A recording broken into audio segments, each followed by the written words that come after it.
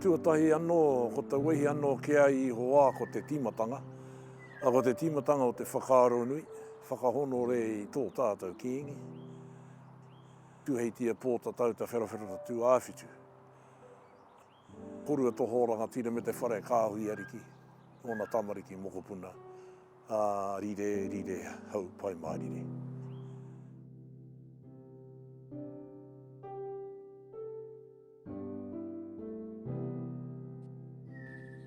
Ngāti Hinerangi are a Tainui people who straddle both sides of the Kaimai Ranges.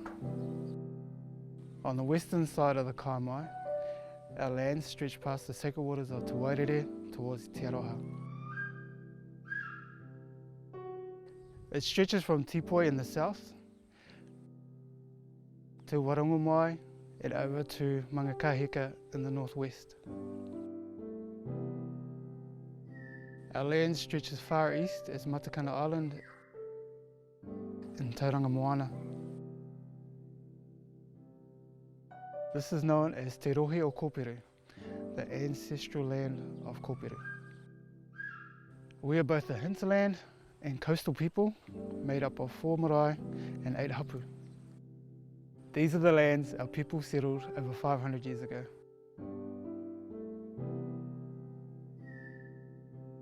After unfair land confiscation and underhanded dealings from the Crown, our people were left with very little land. Look back through the history books and you'll see that much of our land was sold by the Crown right out from underneath our ancestors. Much of our beautiful whenua was gifted from the Crown to Pākehā soldiers returning from the war. Never mind our Māori soldiers, they received nothing. Ridiculous rules that can be only described as racist pushed us out of our rightful home. Māori weren't allowed to borrow from banks, making it hard to grow any kind of competing farm. Even if our tupuna still owned a bit of land, the Crown would sell off everything around it, making it impossible for our people to access it without trespassing. Much of our land was also lost when the Crown brought in a housing scheme for Māori. They would give Māori a mortgage to build a house on their ancestral land, but the clause in the contract was that if you couldn't keep up with the payments of the house, the Crown could repossess the entire property. So what this meant is we lost most of our land, and all we're left with is the land our 4 marae stand on today.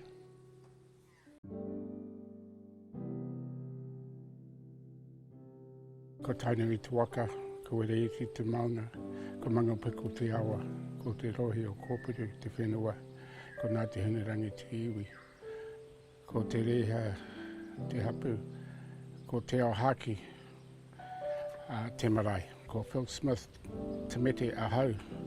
There is 4 marae on Douglas Road, te ao haki being the first you see. It is actually the oldest marae. The whānau of te ao haki marae can whakapapa to all the hapu of Ngāti Hinerangi, but mostly they whakapapa to Ngāti Tokotoko. My earliest memories of te ao haki was the paukai and the sports days when the whānau rallied together to support the kingitanga and the kaupapa. Te ao haki was the hub of Okauia in those days. The physical state of te ao haki, it wasn't as good as you see now. Our whare nui was actually lifted up by the Historic Society and put down on new foundations. And then once it was fitted on the foundations, they ripped off the roof and they had to burn all that, all the walls, they had to burn all that through rot and all that sort of stuff. And the only thing they could salvage out of the whare tupuna was the centre pole.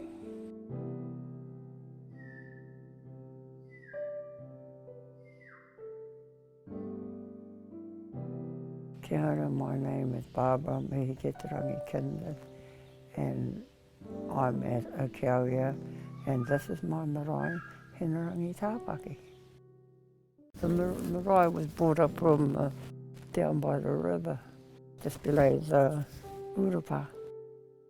When the farmer bought the land, the owner of it sold the whare with it. So therefore none of the farmers that had the land or let any of the Maoris on to do anything with it. Until the last one, and Auntie Annie, every time a new one went on it, Auntie Annie would go up and ask for the marae and they'd say no. And in the last one they bought the farm, she went up and asked him just before she died and he said yes. And so they got to work and jacked it up and put it on a thing, and Johnson's moved it up here and set it on drums where it sat for about, I think about 8 months. And then we used to come back every weekend with Dad and all the family, heaps of us. And we come back, we had the little hut there, and that was our cooking, that was our kitchen. And we slept in the garage as we cleaned it all up to get it ready to paint. And every time you came back here, you knew you were home in the place where you grew up, and you could go down and wander around and go down to the creek, still have a swim. You know, you could do the things you did as a child, but you can't be bothered because you're too old and grumpy.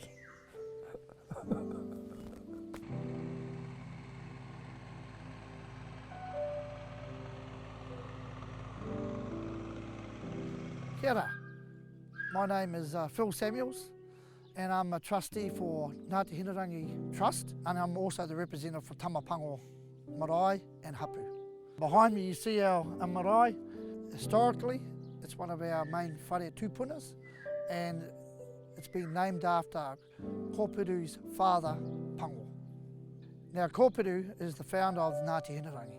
This marae was built as a recognition of the family of Kōpuru, and if you look at it, it's facing towards Kawhia. That's in recognition of its links back to the Tainui canoe. Over the period of the last sort of 40 or 50 years, the family have tried to raise a pūtea to get our marae back up and running, build a dining room or wharekai, and etc, etc. There's been a toilet block built with showers, but unfortunately we don't have a passive income coming in to sustain our facility, and it's quite sad. And because we have 4 maraes up the road and we're all whakapapa te marae, quite often sometimes our efforts and financial contributions have gone to the other different maraes. We used to have a lot of whānau Christmases here when it was only just a whare tūpuna. There was no other facilities, so everything was pretty rudimentary. Lots of fun. All our cousins would come back from all around the motu, and the Mangapiko streams in the back. We used to be a great swimming hole, catching tuna, crayfish, watercress, all those cool things when you're young. You know, it was a great place to grow up in, and it still is a great place to live in. But it would be neat to see it go back so that our children can have those experiences that myself and my other cousins of my generation had. For myself and the whānau of Tamapango, the settlement is crucial that we get it across the line. The restoration of our mana, not only as a iwi but as a hapu, hopefully to tap into the resources so that we can upgrade our marae and create a hub for our people to come back to. Ko wai mātou tōku ingoa. I'm from tangata marae, ara, te whare tūpuna, tangata, ko tangata te hapu, ko tangata te marae. I can remember people asking me many times, no whea koe, which of course means where are you from, and proudly I reply, no Okawea aho. I am from Okawea. And I have lots of awesome memories of our home, our place here, and in particular tangata marae, because this is where our family lived, and Okawea was and is still an absolute haven for me, because we have our maunga, our awa, our iwi, and our tūranga waiwai. Sunday church at the marae every Sunday, and that was in te reo Māori, and the waiata was in Māori, and I can remember the paimari there, waiata that they used to sing, and I remember the tune today from that time, and And sometimes we would wait at the river for our kuia. She would come down on her sledge with her mukupuna, Eru. He was the driver, or the jockey, if you like. And as soon as she saw us down at the river, she would say, "Get out, you kids, get away." And but we never ever complained about her, because luckily if we were good to our cousin, he would let us have a ride. So those are awesome times. And after church, the adults played cards for enjoyment and as a fundraiser for the marae. So our first dishes was through playing cards. Today we are pretty good at playing cards as kids, because they would make us fill in if one of the adults wasn't able to play. So our community out here, with our other marae, especially down there at Tauhaki, was really busy. And our men folk were very skilled at pig hunting. There was a big gathering and all sorts of things went on, but they always brought kai home, especially kereru, and setting the hinaki down the waiho and planting gardens. You didn't have to ask, everyone just shared. The marae is my home, my reo, my whenua, my maunga. It's my wairua home and my kiko home. It is me. I am the marae and the marae is me. So behind me is Wiriiti, our ancestral maunga, and for our people anywhere in our rohe, it's a predominant landmark that we can actually say, hey, that's where home is. When you stand at the top of our maunga, it gives you a great view of our rohe, of Ngāti Hinerangi. To the south, you can see Raukawa and their boundary. To the west, Ngāti Hoa. To the north, Hauraki. And to the east, Tauranga Moana. So for our people, standing up there gave us a great view of our rohe, right across through the Kaimai Range and right down through the Ngāhere. So it's a special place. Father, myself and my brothers and that, we spent a lot of time up here, pig hunting, deer stalking, gathering kai from out of the Ngāhere, and exploring and learning a lot about special areas up here where our people, our iwi, went along and lived. And as I said, the focal point for our rohe is Wiriiti. Wiriiti is part of the Kaimai Ranges. For our people, the Kaimai Ranges weren't such as a barrier, it was also a food source. We had many tracks the whole length along this ridge line, which allowed us to go backwards and forwards gathering kai, be it seafood, or back to the side here out of the waiho and the many tributary streams, tuna, crayfish. We grew all our crops along here. We had kaiinga all the way along here on the different plateaus. So yeah, our people were very significant right along here in the way that they lived here, their different approaches to gathering kai. Yeah, just living. In the 1800s, it was in our ownership, but somewhere over time in history, we've lost that ownership. Up until the last couple of years, this quarry has been getting closer and closer to undermining it, and for us that was a serious threat. For us as a iwi, the dynamics of even our pepeha would be changed because we wouldn't have our maunga there as such. So it has been a huge concern. Fortunately, we've got, as I said, a good collaborative working arrangement with the landowners at the moment, where we're all trying to work to do the best for our maunga.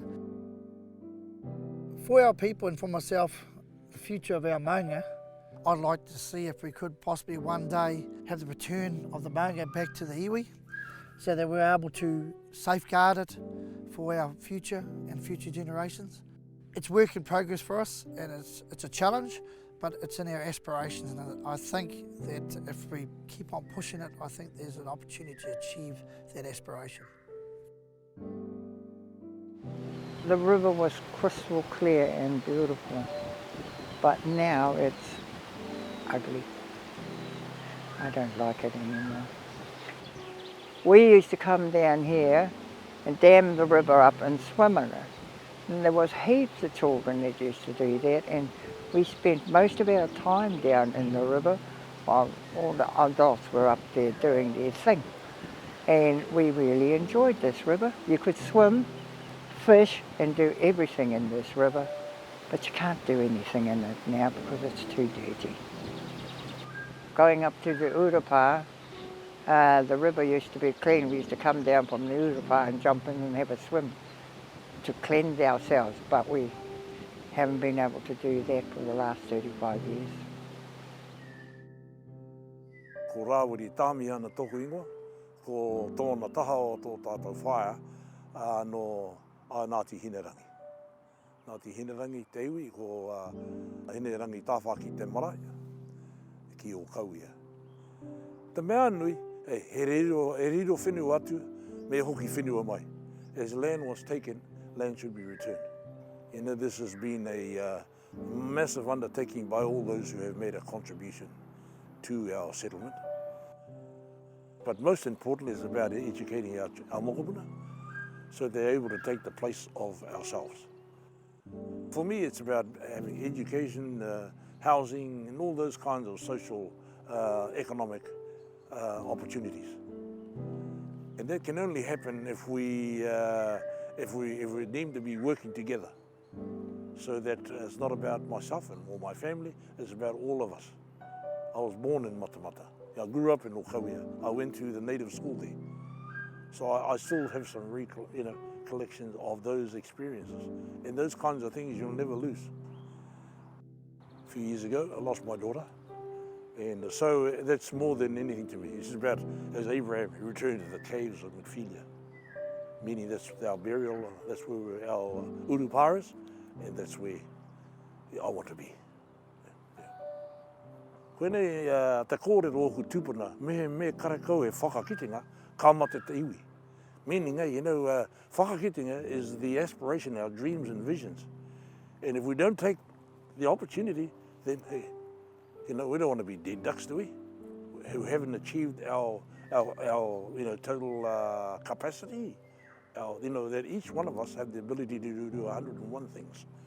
And if we're not united in this, despite what's happened, all the cross claims, those who have been, and I talk about my own family, they've got their views. Everyone has a view, and that's not a point. But let's get across the line, so that we can develop what our old people had encouraged. I'm at a point in my life that, I want to see a whole raft of things happen, so that we can be economically sound, that we've created an economic base for all of us, all of the four marae, and that we can continue on and being contributing to our within Matamata, Piako, and in particular Ngāti Hinerangi.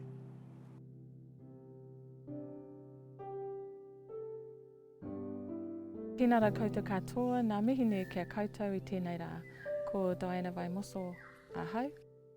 First part of Ngāti Hinerangi heading towards a settlement was Matua Kore Macmillan Kōperu, Uncle Mac as we all call him. So Uncle Mac was talking to whānau in 2013, 2014 about Ngāti Hinerangi actually being an iwi, where we believed we weren't an iwi. That Ngāti Hinerangi was a hapu of Raukawa, and so we had discussions with Uncle Mac. He told us some of the history, and there were a few of our whānau who took up that research and realised that we were practically extinct as Ngāti Hinerangi iwi. So to start off the mandating process, we certainly had to get recognition from the government, which was very hard for us because the iwi, all iwi that stand each side of us, are very strong. So it took a long time for us to gain any recognition from the Crown, because I suppose we had to first convince our people that we were an iwi, and that was done through research, stories from our kaumata kuia, and also some of our land blocks which were looked into, and it was noted that they are Ngāti Hinerangi. We started in 2002, 2003. The whānau met at Hinerangi Tāwhaki Marae in 2005 to form a trust, Ngāti Hinerangi Iwi Trust. We then worked towards collating research to look at our settlement. In 2015 we signed an agreement in principle with the Crown, which meant that we had been talking about some land that was going to be returned, in particular significant sites for Ngāti Hinerangi. So after all the years and all the mahi, all of the meetings that all of you whānau have attended, today we've got a full and final package from the Crown for you to consider.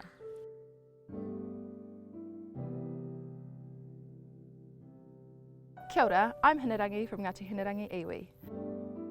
Negotiations are split up into two sections, cultural redress and commercial redress. Cultural redress is when the Crown recognises our historical, traditional and cultural, sometimes spiritual connections in the rohe. Some of the sites within our settlement package are places where our tūpuna would have bathed or performed karakia or even launched waka. While not all of our cultural sites can be returned because a lot of it is now privately owned, this enables us to be natural caregivers of those historical sites and have a say in how they are protected and maintained. Commercial redress is basically financial compensation. The Crown will do this by offering us a lump sum of money and also give us the opportunity to buy back some of our land that is Crown owned. Within our settlement, this includes a Crown forest and also state houses. Throughout the treaty settlement process, we identified a number of culturally significant sites for Ngāti Hinerangi iwi. The team have negotiated with the Crown for the return of some of those lands, and some of them include Thompson's Track being one of our valuable sites that enabled us to travel to the other side of the Kaimai Ridgeline, the Waihau River, Marginal Strip, which is where we launched waka in days gone by for bartering with other iwi, also for kai gathering.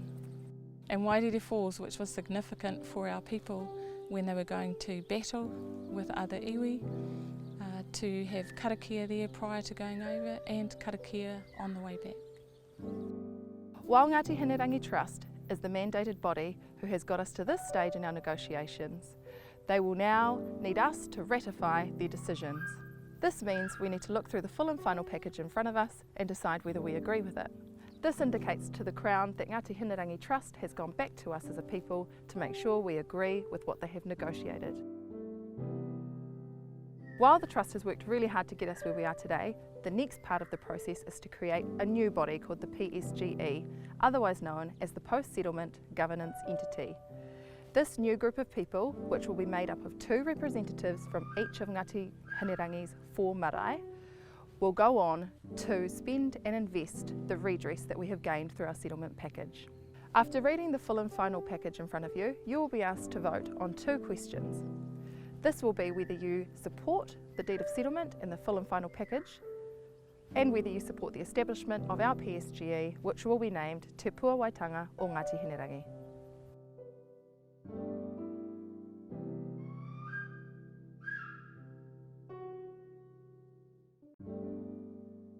I know that our board has done an awesome job, and we're going to have ups and downs along the way. We're not going to agree with all what our whānau might say, but the most important thing, we want to ratify our proceedings so that we can sign off the deed of settlement.